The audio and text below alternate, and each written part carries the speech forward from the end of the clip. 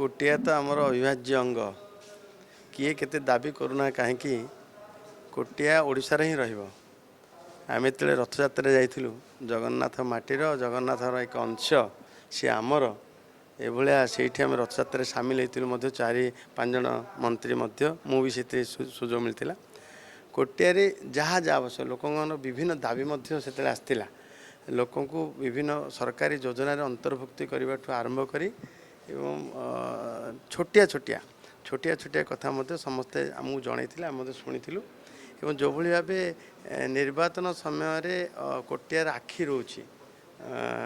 आंध्र आखि रोचे कोटिया उपरे सेठी अनुप्रवेश करी निर्वाचन कराइबा एवं जबरदस्तिया तार योजन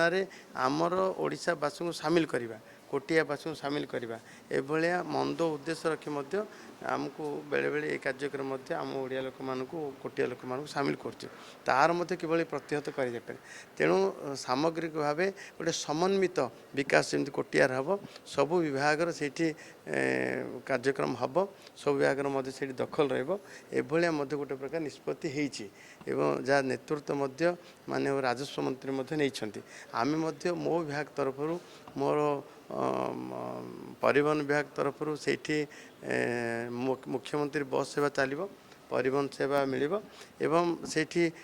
अपार संभावनार क्षेत्र कोटिया से खनि खादान भरपूर कोटिया आज गोटे पहाड़ को सुना पहाड़ कहते से पहाड़ सूर्य किरण पड़े चकचक दिशुचे एवं आमर से आइडेंटिफिकेशन धरिकी एक्सप्लोरेशन धरिकी आवश्यक भी अच्छी मो विभाग तरफ कार्यक्रम